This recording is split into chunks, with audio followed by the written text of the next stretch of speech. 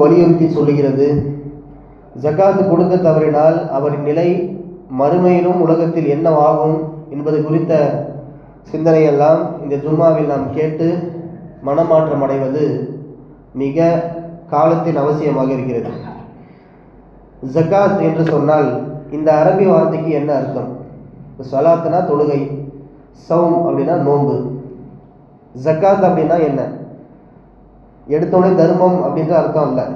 ஜக்காத் என்றாலே பரிசுத்தம், தூய்மை, வளர்ச்சி என்று அர்த்தம். எந்த ஒரு நபர் ஜக்காத்து கொடுக்கின்றாரோ அவருடைய செல்வம் தூய்மையாக ஆகும்.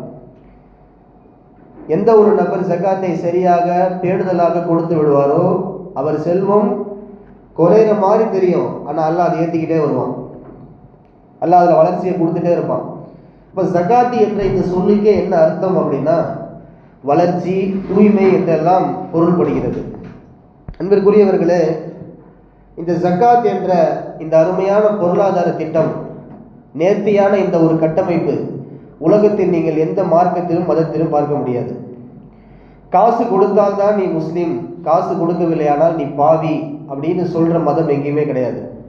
காசு கொடுத்தா நல்ல குணம் அப்படின்னு மேலோட்டமாக தான் பேசுகிறாங்க. காசு கொடுக்கவில்லை என்றால் நீ பெரும்பாவி என்று ஏதாவது மதம் உலகத்தில் அடித்து பேசியிருக்கிறதா? மார்க்கம் பேசுகிறது, இஸ்லாமிய மார்க்கம். காசு கொடுக்கவில்லை என்று சொன்னால் நீ பெரும்பாவி என்று சொல்லுகிறது மார்க்கம். இந்த ஜக்காத்துடைய நோக்கம் என்ன? ஜக்காத்து கொடுத்தா என்னென்ன ஆகும்? ரசூல் ஸல்லல்லாஹு அலைஹி வஸல்லம் அவர்களை பார்த்து அல்லாஹ் சொல்லக்கூடிய வசனம் இது, ஹுத் மின் அம்வாலிஹிம் சதகா. அந்த செல்வந்தர்கள், பணக்காரர்களிடமிருந்து நபியே நீங்கள் சதக்காவை கைப்பற்றுங்கள், பொருட்களை, செல்வங்களை எடுத்துக்கொள்ளுங்கள். அப்படி எடுத்தீர்கள் என்று சொன்னால் தஹீருஹும், அந்த செல்வம், அந்த ஜக்காத்துக்கான தொகை அவர்களை பரிசுத்தப்படுத்தும். வ துஸக்கீஹிம் பிஹா, அவர்களை மனத்தை தூய்மைப்படுத்திவிடும் என்று சொல்லி நபியை குறித்து அல்லாஹ் சொல்லுகிறான். இப்போ ஜக்காத்து கொடுப்பது அப்படின்றது காசு வெளியே போகிற மாதிரி தெரியும், ஆனால் நம்முடைய மனசு தூய்மையாட்டுன்னு அர்த்தம். நம்முடைய செல்வம் பாதுகாக்கப்பட்டே வருதுன்னு அர்த்தம். நம்முடைய செல்வத்தில் பின்னால் எல்லாம் பரக்கத்து கொடுப்பான்னு அர்த்தம். இதை நாம் அறிய மாட்டோம். இது அல்லாஹ் சொல்லக்கூடிய வசனம். இது அல்லாஹ் ஒரு வசனம் சொல்லிவிட்டால் நிச்சயமாக அதில் நாம் அறிய முடியாத, நினைத்து பார்க்காத பல நன்மைகள் இருக்கும் என்பதை நாம் எக்காலத்திலும் மறுக்க முடியாது. ஒரு வியாபாரம், உலகத்தில் நீங்கள் எந்த வியாபாரத்தை எடுத்துக்கொண்டாலும் சரி, அந்த வியாபாரத்தை நான் தொடங்கி இதுவரை லாபம் மட்டும்தான் பார்த்திருக்கிறேன், நஷ்டம் பார்த்ததே இல்லைன்னு யாராவது சொல்ல முடியுமா? உலகத்தில் எந்த வியாபாரத்தையும் அப்படி சொல்ல முடியாது. கொஞ்சமாவது நஷ்டம் ஆயிரும், அல்லது லாபம் அப்படியே ஒரு எக்ஸ்ட்ரா வராது, இருக்கிற அசல் ஒரு லாபம் வராது. இப்படிதான் வியாபாரங்கள் அமையும் உலகத்துல. ஆனால் அல்லாஹ்விடத்தில் ஒரு அடியார் செய்யக்கூடிய வியாபாரம் இந்த சதக்காவுடைய வியாபாரம், ஜக்காத்துடைய வியாபாரம். என்ன வியாபாரம் சொல்றேன்னு புரியல நினைக்கிறீங்களா? ஜக்காத்தை எந்த மனிதர், சதக்காவை எந்த மனிதர் சரிவர சரியாக நிறைவேற்றுவாரோ இது அல்லாஹ்விடத்தில் அந்த அடியார் செய்கின்ற வியாபாரம். இவர் ஜக்காத்தை கொடுத்தால் அல்லாஹ் அந்த வியாபாரத்தில் கொடுப்பது ஒன்லி லாபம் மட்டும்தான், ப்ராஃபிட் மட்டும்தான். ஜக்காத்தை கொடுக்கின்ற, சதக்காவை கொடுக்கின்ற அடியாருக்கு அல்லாஹ் கொடுக்கக்கூடிய பலன் என்ன? ஒன்லி ப்ராஃபிட் மட்டும்தான். வியாபாரம்னா என்ன அர்த்தம்? லாபமும் இருக்கும், நஷ்டமும் இருக்கும். இந்த இரு முகங்கள் சேர்ந்தது தான் ஒரு வியாபாரம். அல்லாஹ்விடத்தில் ஒரு முஸ்லீம் செய்யக்கூடிய வியாபாரம் இருக்கிறது, இந்த ஜக்காத்து கொடுக்கின்ற முறை இருக்கிறது. இதுல ஒன்லி பார்த்தீங்கன்னா ப்ராஃபிட் மட்டும்தான். மறுமையில தான் நமக்கு தெரியும் அது எவ்வளவு பெரிய நன்மையான காரியம் அப்படின்ட்டு. லாஸ் அப்படின்றது ஒரு கட்டத்தில் கிடையவே கிடையாது. உலகத்தின் நியதியை நீங்கள் தோண்டி பார்த்தீர்கள் என்று சொன்னால் காசு கொடுத்தா குறையும் அப்படின்றதான அர்த்தம். காசு கொடுத்தா குறையும், உலகத்தின் நியதி இது. அல்லாஹ் சொல்லுகிறான், காசை உன் பையிலிருந்து எடுத்து கொடு, காசு அதிகப்படுத்துறது ஏன் பொறுப்பு, காசை அதிகப்படுத்தி காட்டுறது ஏன் பொறுப்பு. அல்லாஹ் கொடுக்கக்கூடிய வாக்குறுதி இது. உலக மக்களின் பார்வையில் காசை உள்ளே வாங்கினால் காசு பெருகும் என்று நினைத்துக் கொண்டிருக்கிறார்கள். மிஸ்கீனை பாருங்கள், ஃபுகராக்கள் இருக்கிறாங்க, மிஸ்கீன் இருக்கிறாங்க, யாசகம் கேட்குறாங்க. அவங்க என்னைக்கு முன்னேறி வந்திருக்கிறாங்க? முன்னேறியதே கிடையாது. காசு வாங்குறவங்க வாங்கிட்டே இருப்பாங்க. ஹதீஸினுடைய வாக்கியம் வைக்கிறது, எவந்த ஒரு முஸ்லிம் யாசகம் கேட்டுக்கொண்டே இருப்பாரோ அவருடைய வறுமையின் வாசலை நான் திறப்பேன் என்று சொல்லுகிறான் அல்லாஹ். யாசகத்துல காசு உள்ள வருது, உள்ள வந்தா ஒரு பெரியாள் ஆகணும்ல, பெரியாள் ஆகல, வறுமை தான் வருது. ஜக்காத்து கொடுத்தா காசு வெளியே போகுது, இவர் ஏழ்மை ஆகணும்ல, ஏழ்மை ஆகல, பணக்காரராக தான் ஆகுறாரு. கொஞ்சம் யோசிக்கும் போது டிஃபரன்ஸா இருக்கா இல்லையா? உலகத்தின் நியதியை தாண்டி அல்லாஹ் சொல்லக்கூடிய ஏற்பாடு இது. ரசூல் ஸல்லல்லாஹு அலைஹி வஸல்லம் அவர்கள் கட்டமைத்த மார்க்கம் இது. ஜக்காத்தை நாம் இன்னைக்கு சர்வ சாதாரணமாக பார்த்து கொண்டிருக்கிறோம். நாம் நினைக்கக்கூடிய வியாபாரம் அல்ல அது. நாம் நினைக்கக்கூடிய ஏதோ ஒரு காசை கொடுத்துட்டு நம்ம ஜக்காத் நிறைவேற்றிட்டோம் அப்படின்ற அந்த அர்த்தத்துக்கு வர முடியாது. வருஷத்துக்கு இன்னைக்கு ஒரு 50,000 கொடுக்கலாம், இந்த ரம்ஜான்ல ஜக்காத்து காசு இதுதான் அப்படின்றது அல்ல. 1 லட்சம் சம்பாதிக்கக்கூடியவருக்கு ஜக்காத்து தொகை வேறு, ஒரு 10 லட்சம் சம்பாதிக்கிறவருக்கு ஜக்காத் தொகை வேறு, ஒரு 50 லட்சம், 1 கோடி, 100 கோடி வச்சிருக்காளுக்கு ஜக்காத் தொகை வேறு. ஏதோ அவர் கொடுக்குற தொகை ஜக்காத்தாக ஆகிவிடாது. அல்லாஹ் சொல்லுகிறான், உன்கிட்ட இவ்வளவு பணம் இருக்கு, இவ்வளவு நகை இருக்கு, இவ்வளவு கோல்டு இருக்கு அப்படின்னா நீ இவ்வளவு கணக்கு பண்ணி கொடுக்கணும் அப்படின்றது நாம் முடிவு செய்ததல்ல, ரப்புல் ஆலமீன் முடிவு செய்த விஷயம். என்பதற்குரிய மக்களை நல்லா யோசிக்கணும். கடமைகளை பொறுத்த வரைக்கும் இந்த நம்பர்ஸை எண்ணிக்கையை நாம் முடிவு செய்ய முடியாது, அது அல்லாஹ் முடிவு செஞ்சது. ஃபஜ்ர் தொழுகை 2 ரக்காத்து நினைச்ச நாளை தொழுக முடியுமா? எனக்கு தோணுது நாளை தொழுக முடியுமா? லுஹர் தொழுகை 4 ரொம்ப டயர்டா இருக்கு 2 தொழுக முடியுமா? கடமைகளில் கணக்கு விளக்கை பார்ப்பவன் அல்ல. ஜக்காத்து நீங்க நினைக்கிற தொகையை கணக்கு பண்ணி கொடுக்கறது அல்ல. இவ்வளவு பணம் வைத்திருப்பவருக்கு இன்ன ஜக்காத்து கடமை, இவ்வளவு தொகை வைத்திருந்தால் நீ இவ்வளவு கொடுத்தாக வேண்டும். ஏதோ ஒரு தொகையை கொடுத்துக்கிட்டு இது ஜக்காத்து நீயத்து வைக்கிறது, அது ஜக்காத்துல சேராது. இவர் அல்லாஹ்வின் கணக்கில் ஒரு பாவிதான். இவர் ஜக்காத்து கொடுத்த கணக்கிலே வரமாட்டார். அடுத்தடுத்து பார்ப்போம் ஜக்காத்து எதுல கடமை, எவ்வளவு கடமை, ஜக்காத் யாருக்கு கொடுக்கலாம், யாருக்கு கொடுக்கக்கூடாது. ஒரு சுருக்கமான ஒரு விஷயத்தை நம்ம பார்ப்போம். ஆரம்பத்தில் மக்காவில் பார்த்தீங்க அப்படின்னா எக்ஸ்ட்ரா யார்கிட்டலாம் செல்வம் இருக்குதோ, இன்னைக்கு தேவை போக எக்ஸ்ட்ரா யார்கிட்ட காசு இருக்கோ அவங்களுக்கு ஜக்காத் கடமை. இது ஸ்டார்டிங்கில் மக்காவுடைய ரேஞ்சு இப்படி இருந்துச்சு. உதாரணமாக ஒருத்தர் 1000 ரூபா சம்பாதிக்கிறாரு, ஒரு தினக்கூலி வச்சுக்கோங்க 1000 ரூபா, 100 ரூபாய்க்கே அவர் தேவையெல்லாம் முடிஞ்சிருச்சு, மீதி காசு ஃபுல்லாக கொடுத்துருக்கோம். இது ஆரம்பத்தில் மக்காவில் இருந்த சட்டம். மாதா யுன்ஃபிகூன், நபியே அவர்கள் செலவு செய்வதை பற்றி உன்கிட்ட கேட்குறாங்க. குலில் அஃபுவ, நீங்க பதில் சொல்லுங்க, எப்பா எக்ஸ்ட்ரா காசு இருந்தால் நீங்க ஜக்காத் கொடுத்துருங்கன்னு சொல்லுங்க. எக்ஸ்ட்ரா காசு இருந்தால் ஜக்காத்து. ஆனால் அல்லாஹ் இன்னைக்கு நமக்கு அப்படி வைக்கல. இவ்வளவு செல்வம் இருந்தால் 1 வருடம் அந்த காசு உங்க கையில நின்றுச்சு அப்படின்னா அதுல 2.5%, வெறும் 2.5. 1 லட்சம் ரூபாய் வைத்திருப்பவருக்கு 2,500 ரூபாய் ஒரு மேட்டர் இல்லை. ஒரு 10 லட்சம் ரூபாய் வைத்திருக்கக்கூடிய நபருக்கு 25,000 ரூபாய் ஒரு பொருட்டே அல்ல. ஒரு 100 ரூபாய் வச்சிருக்கவருக்கு 2,000 ரூபாய் ஒரு பிரச்சனையா? பிரச்சனை கிடையாது. அல்லாஹ் இந்த மார்க்கத்தை லேசாக ஆக்கி இருக்கிறான். மனிதர்களாகிய நாம் மேலும் மேலும் கஷ்டத்தை ஏற்படுத்தி கொண்டே இருக்கிறோம். எந்நேரமும் கோபப்படாத சாந்தமாக இருக்கக்கூடிய அபூபக்கர் ரலியல்லாஹு அன்ஹு அவர்கள் கோபப்பட்ட விஷயத்தை தெரியுமா?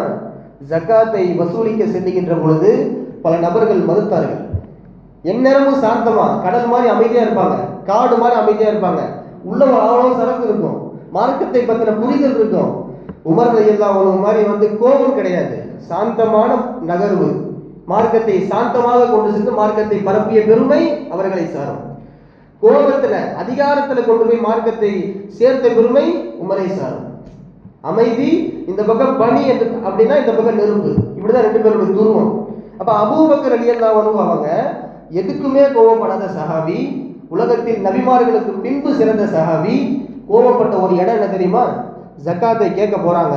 அவங்க ஆட்சி காலத்துல பல நபர்கள் ஜக்காத்து கொடுக்கறதுக்கு மறுக்கிறாங்க. மறுத்த அவர்களை நோக்கி தான் கிட்ட இருந்த வாளை எடுத்து தூக்கி சண்டை செய்ய போறாங்க. உமர் ரலியல்லாஹு அன்ஹு கேட்கறாங்க, இதுக்கு போய் நீங்க வாளை தூக்குறீங்களே அப்படின்ட்டு. அப்ப அவங்க பதில் சொல்றாங்க, ஜக்காத்தை நீங்க சாதாரண நினைச்சியா? உமர், ஜக்காத்தை நீங்க சாதாரண நினைச்சீங்களா? குர்ஆன்ல அல்லாஹ் ஸலாத்தை சொல்லுகின்ற பொழுது ஜக்காத்தையும் சேர்த்தே சொல்கிறான். அகீமுஸ் ஸலா வ ஆத்துஸ் ஸக்கா, தொழுகையை நிலைநாட்டுங்கள், ஜக்காத்தை கொடுங்கள். குர்ஆன்ல அல்லாஹ் எங்கெல்லாம் தொழுகையை பத்தி பேசுறானோ சுமார் 28 இடத்தில், குர்ஆனில் 28 இடத்தில் தொழுகையை பற்றி பேசுகின்ற அல்லாஹ் ரப்புல் ஆலமீன் அதே மறுகணத்தில் மறு வார்த்தையில் ஜக்காத்தை குறித்து பேசுகிறார். அப்ப தொழுகை எந்த அடியார் தொழுவதை விருப்பப்பட்டு தொழுவாரோ அவர் ஜக்காத்தையும் விருப்பப்பட்டு கொடுக்க வேண்டும்.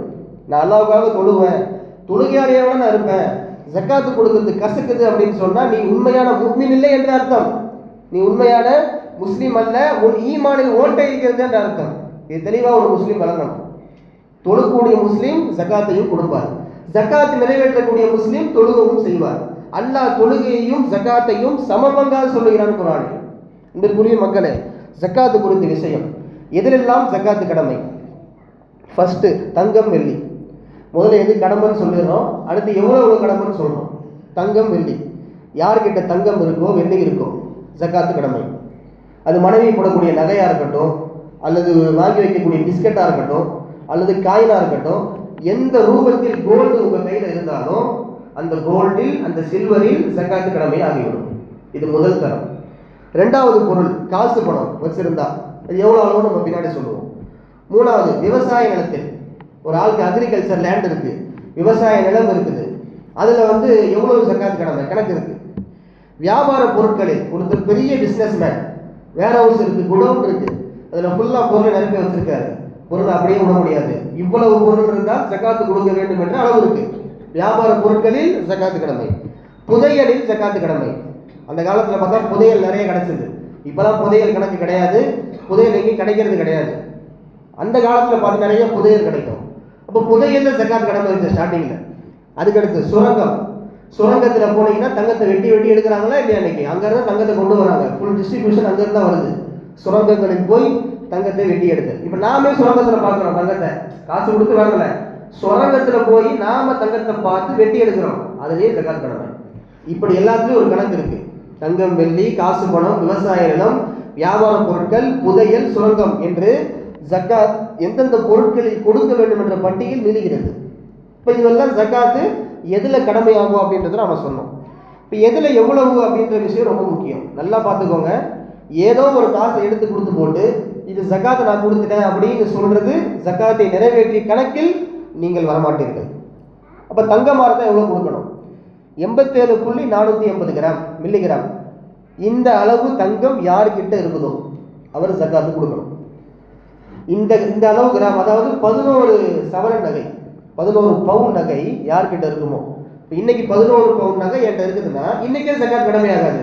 ஒரு வருடம் கழித்து அந்த பணம் அப்படியே என்கிட்ட இருந்துச்சுன்னா, என்கிட்ட எந்த ஒரு கடனும் இல்லை, எந்த ஒரு அத்தியாவசிய தேவையும் இல்லை, அந்த நகையை நான் சும்மாவே கூட்டி வச்சிருக்கேன், பீரோவில் சும்மாவே எங்கேயா வச்சிருக்கிறேன், எந்த தேவையும் இல்லாமல் எந்த ஒரு நபரிடம் 11 சவரன் நகைகள் இருக்குமோ அந்த 11 சவரன் நகையை காசாக மாற்றி, தங்கமாக கொடுத்தாலும் கொடுக்கலாம், அப்படிலாம் யாரும் வாங்க மாட்டாங்க பெரும்பாலும், அதை நம்ம காசு கணக்கில் பார்க்குறோம். அப்போ 11 சவரனுக்கான அந்த தொகை இன்னைக்கு எவ்வளோ வருதோ இன்னைக்கு ரேட்டை தான் பார்க்கணும், வாங்கி வச்ச ரேட்டை பார்க்கக்கூடாது. இன்னைக்கு ரேட்டில் எவ்வளவோ அதில் 2% கொடுக்கறது அவர் மீதான கடமை. இப்போ 11 சவரன் தங்க நகையில். அடுத்து வெள்ளியில் 612 கிராம். 612 கிராம் கிட்டத்தட்ட பார்த்தீங்கன்னா ஒரு 1/2 கிலோவுக்கு மேலே, 3/4 கிலோவுக்கு நெருக்கம், 1/2 கிலோவுக்கு மேலே. இந்த அளவுக்கு வெள்ளியோ அல்லது வெள்ளிக்கு நிகரான காசு பணமோ, காசு பணத்தில் நீங்கள் பார்த்தீங்கன்னா 612 கிராம் இன்ட்டு இன்னைக்கு வெள்ளி ரேட்டு, இன்னைக்கு நான் பார்த்தது 295 ரூபா, 295 ரூபா இன்ட்டு நீங்கள் போட்டீங்கன்னா சுமார் 1,80,000 ரூபா வரும். 1,80,000 ரூபாய் காசு பணம் யார்கிட்ட சும்மாவே பீரோல இருக்குதோ, எந்த செலவும் இல்லை அவருக்கு, அவர்கிட்ட பைக் இருக்கு, கார் இருக்கு, அத்தியாவசிய செலவுக்கான எல்லா தேவைகளையும் பூர்த்தி செய்யறாரு, உடுத்திக்கிறது ட்ரெஸ் இருக்கு, 1,80,000 ரூபாய் சும்மாவே இது பீரோல இருக்குது. இவர் மீது ஒரு வருடம் கழித்து ஜக்காத் கடமையாகும். நல்லா தெரிஞ்சுக்கோங்க. இப்போ இந்த வருஷம் ஸ்டார்டிங் ரமலான் 1 இருக்கு, ரமலான் 1 ஒருத்தருக்கு 1,80,000 ரூபா இருக்கு. அடுத்த வருஷம் 1448 ஹிஜ்ரியில ஷாபானுடைய அந்த 30வது பிறை வருகின்ற பொழுது இவர்கிட்ட உதாரணமா ஒரு 10 லட்சம் ரூபாய் இருக்கு. இப்போ 1 லட்சம் ரூபாய்க்கு இவர் கொடுக்கணுமா, 10 லட்சம் ரூபாய்க்கு ஜக்காத் கணக்கு பண்ணி கொடுக்கணுமா? அப்படின்னா 10 லட்சம் ரூபாய்க்கு கொடுக்கணும். ஸ்டார்டிங் தான் மெயின், அது இடையில கூடுதல் கூட தான் பிரச்சனை இல்லை, வருஷம் எண்டில் எவ்வளோ இருக்குதோ அதுதான் கணக்கு. இப்போ 10 லட்சம் இன்ட்டு நீங்கள் 2.5% போட்டீங்கன்னா ஒரு அமௌண்ட் வரும், அந்த அமௌண்ட்டு தான் உங்களுக்கு ஜக்காத்துக்கான தொகை. சந்தேகம் தான் தனியாக வந்து கேட்டுக்கலாம், ஒன்றும் பிரச்சனை இல்லை. ஜக்காத்தில் நம்ம ரொம்ப தெளிவாக இருக்கணும். ஏதோ ஒரு தொகையை கொடுத்துட்டு ஜக்காத்துன்னு சொன்னால் கணக்காகாது. நான் மீண்டும் மீண்டும் அந்த வார்த்தையை சொல்லுவதற்கான காரணம் அதுதான். பையில் ஒரு 10 ரூபா இருக்கு, எடுத்து சதக்காவை போகிற ஒரு ஏழைக்கு, சதக்காவில் எவ்வளோ வேணால் தரலாம், யாருக்கு வேணால் தரலாம், அதில் வரம்பல்ல. 1 ரூபா கொடுத்தாலும் சதக்கா தான். ஜக்காத்து 1 ரூபா கொடுத்தா எங்கே 1 ரூபா வரும்? ஜக்காத்து கணக்கு வைக்க முடியாது. நீங்கள் அது அல்லாஹ் முடிவெடுத்த தீர்ப்பு, அது ரப்புல் ஆலமீன் எடுத்த முடிவு, ரசூல் ஸல்லல்லாஹு அலைஹி வஸல்லம் அவர்கள் கட்டமைத்து வைத்த மார்க்கம். அதில் நாம முடிவு செய்து இது ஜக்காத்து தொகை அப்படின்னு சொல்றது ஒரு உண்மையான முஸ்லீமுக்கு அழகல்ல. அப்போ யாருக்கு தரக்கூடாது அப்படின்ற ஒரு விஷயம் இருக்கா இல்லையா? யாருக்கு தரக்கூடாது. ஃபர்ஸ்ட் அசல் கிளை அப்படின்னு சொல்லுவாங்க. நம்முடைய அத்தா அம்மா, அவங்க அத்தா அம்மா, அவங்க அத்தா அம்மா, மூதாதையர்கள் இருக்கிறாங்களா இல்லையா, அவங்களுக்கு ஜகாத் தொகையை கொடுக்கலாமா? கொடுக்கக்கூடாது. அம்மா கஷ்டப்படுறாங்க, தாதி கஷ்டப்படுறாங்க, தாதா கஷ்டப்படுறாரு, அவருடைய அத்தா அம்மா கஷ்டப்படுறாங்க, அசல் உறவுகளுக்கு ஜகாத் ஒருவர் கொடுக்கக்கூடாது. நல்லா தெரிஞ்சுக்கோங்க. கிளை உறவு, இவர் பெற்றெடுத்த பிள்ளைகள், அவர் பிள்ளைகள், பேத்திகள், சந்ததிகள், ஒரு 5 தலைமுறை போதும் வச்சுக்கோங்களேன். இந்த 5 தலைமுறையில எங்கேயுமே கொடுக்கக்கூடாது. அசல் உறவுக்கு கொடுக்கக்கூடாது, கிளை உறவுக்கு கொடுக்கக்கூடாது. இவரை பெற்றெடுத்தவர், இவர் பெற்றெடுத்தது, இந்த 2களுக்கும் ஜகாத்தை ஒரு நபர் கொடுக்கவே கூடாது. அவங்க எவ்வளவு கஷ்டப்பட்டாலும் சரி. ஏன்னா அவங்களாம் பார்த்துக்கிறது உங்களுடைய கடமையில் உள்ளது. ஏன்னா உங்க ரத்த உறவு இல்லையா, இப்ப கடமையில வந்துடும், பொறுப்புல வந்துடும். ஜக்காத்துன்றது ஏழைகளுக்கு போய் சேர வேண்டியது இது. அதுக்கடுத்து பள்ளிவாசல் மதரசா சார்ந்து கட்டிட செலவுக்கு கொடுக்கக்கூடாது. ஒரு பள்ளிவாசல் கட்டிட்டு இருக்கிறாங்க, உதவி செய்யணும்னு வந்து கேட்கறாங்க ஒருத்தங்க, ஒரு ஜக்காத் 1000 ரூபாய் தொகை எடுத்து போடலாமா அப்படின்னா போடக்கூடாது. கட்டிட செலவுக்கு போடக்கூடாது. மதரசா கட்டிட்டு இருக்கிறாங்க, ஆலிம் கோர்ஸ் படிக்கக்கூடிய மதரசாவும் நடந்துட்டு இருக்குது, கட்டுமானம் பண்ணி நாங்கள் வச்சுட்டு இருக்கிறோம், போயிட்டு இருக்குது வேலை, ஆன் ப்ராசஸ். காசு எடுத்து கொடுக்கலாமா ஜக்காத்துல? கொடுக்கக்கூடாது. நிறைய பேருக்கு தெரியவே இல்லை. ஜக்காத்து கொடுக்க முன்னு வராங்க, மனசு இருக்கு, சட்டம் தெரியலன்னு சொல்ல வரேன் நான். இப்ப சட்டம் தெரியணும். எந்த நிர்வாகத்துக்கு கீழ் ஒருவர் வேலை செய்கின்றாரோ அந்த நிர்வாகி கீழ் வேலை செய்யக்கூடிய நபருக்கு சம்பளமாகவோ கூலியாகவோ ஜக்காத்து கொடுக்கக்கூடாது. ஜக்காத் கொடுக்கக்கூடாது. ஒரு ஆபீஸ் இருக்கு, அவர் மேனேஜர் பார்த்தீங்க அப்படின்னா ஒரு பெரிய கோடீஸ்வரர், அவர் நார்மல் பணத்துல இருந்து கூலியை கொடுக்கணும், சம்பளத்தை கொடுக்கணும். ஜக்காத்து அவருக்கு உதாரணமா ஒரு 50,000 ரூபாய் இருக்கு, ஒரு 5 எம்ப்ளாயி வேலை செய்யறாங்க, ஆளுக்கு 10,000 ரூபாய் சம்பளம், இந்தாங்க 10 ரூபா 10 ரூபா, 5 பேருக்கு 50,000 ரூபாய் கொடுக்கலாமா? கொடுக்கக்கூடாது. சம்பளத்தையும் கூலியையும் ஜக்காத்தாக கொடுக்கக்கூடாது. இது மார்க்கம் சொல்லிய வரம்பு. வரம்பை மீறியவருக்கு அல்லாஹ் பாடம் புகட்டுவான். தில்க ஹுதூதுல்லாஹி ஃபலா தக்ரபூஹா, இது அல்லாஹ்வின் வரம்பு, வரம்பை நீங்கள் மீறி செயல்பட வேண்டாம் என்று திருக்குர்ஆனின் வசனம் நமக்கு ஞாபகம் இருக்க வேண்டும். என்பதுக்குரிய மக்களே, ஜக்காத் அப்ப யாருக்கு கொடுக்கலாம், கொடுக்கக்கூடாத ஒரு லிஸ்ட் இருக்குன்னா அப்ப கொடுக்கணும்ன்ற லிஸ்ட் ஒன்று இருக்கும் இல்லையா, அது யார் யார் அப்படின்னு கேட்டா, குர்ஆனில் கிட்டத்தட்ட ஒரு 8 வகையான நபர்களை குர்ஆன் வகைப்படுத்துகிறது. ஃபுகரா, மசாக்கின்.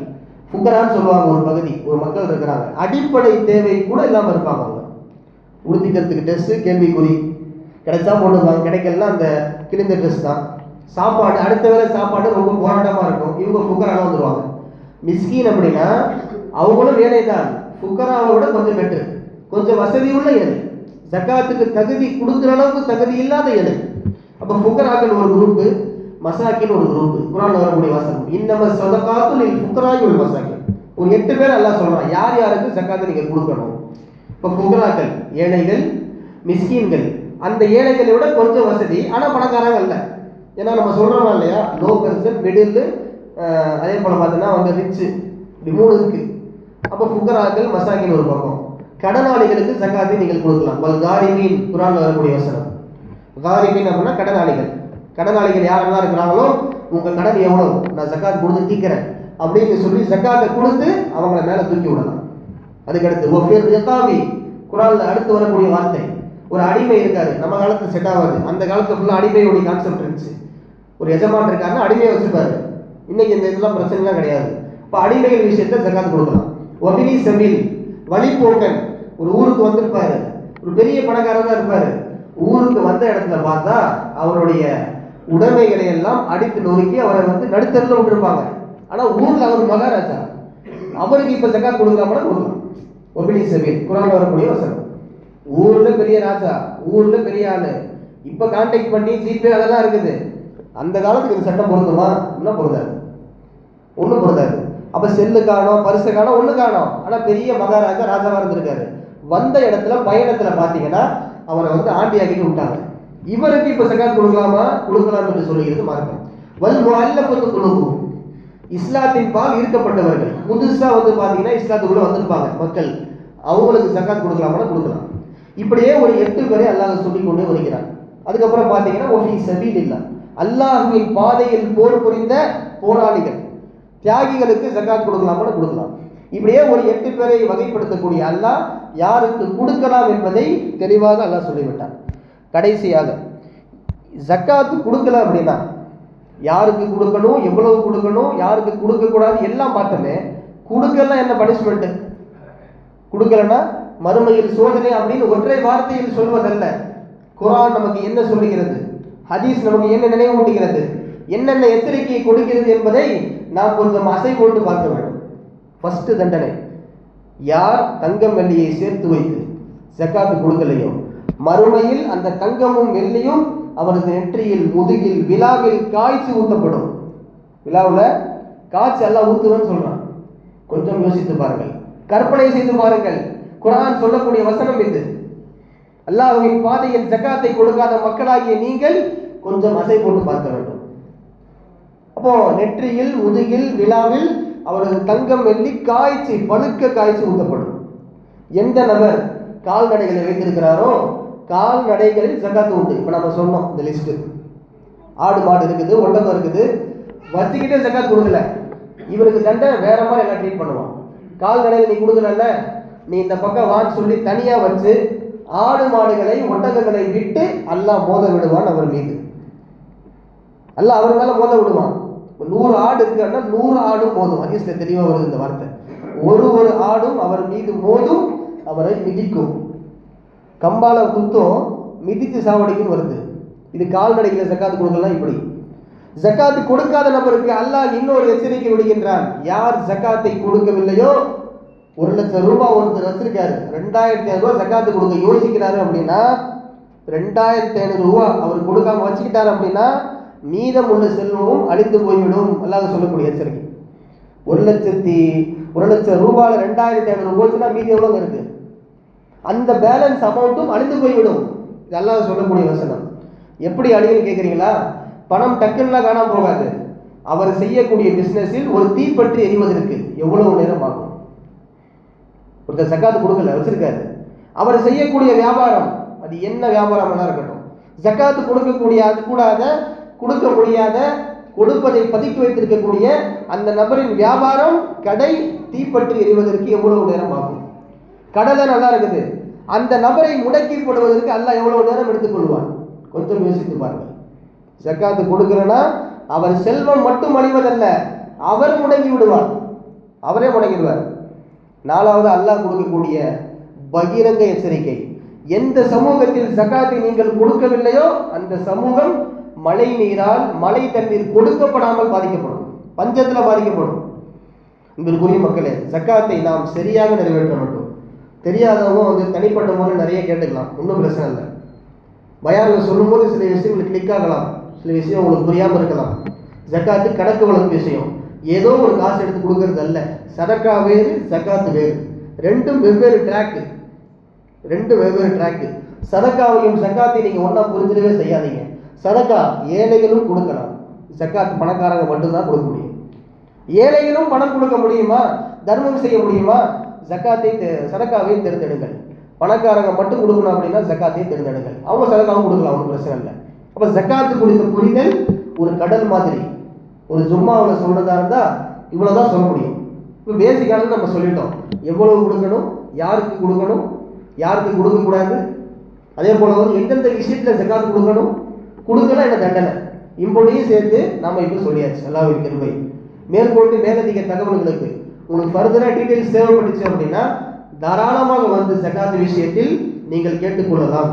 ஒரு தொழுகை, ஒரு நோன்பு, ஒரு ஹஜ்ஜை நீங்கள் எப்படி சீரியஸாக பார்க்குறீங்களோ, ஒரு ஃபஜ்ர் தொழுகை தொழுகாமல் நம்ம தூக்கிட்டா உள்ளம் எப்படி உறுத்துதோ, ஜக்காத்து கொடுக்கவில்லை என்றாலும் அப்படி உறுத்த வேண்டும்.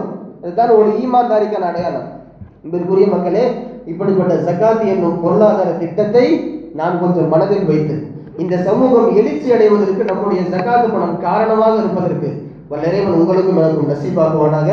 வாஹிரு தஅவானா அல்ஹம்துலில்லாஹி ரப்பில் ஆலமீன். அஸ்ஸலாமு அலைக்கும் வரஹ்மத்துல்லாஹி வபரகாத்துஹு.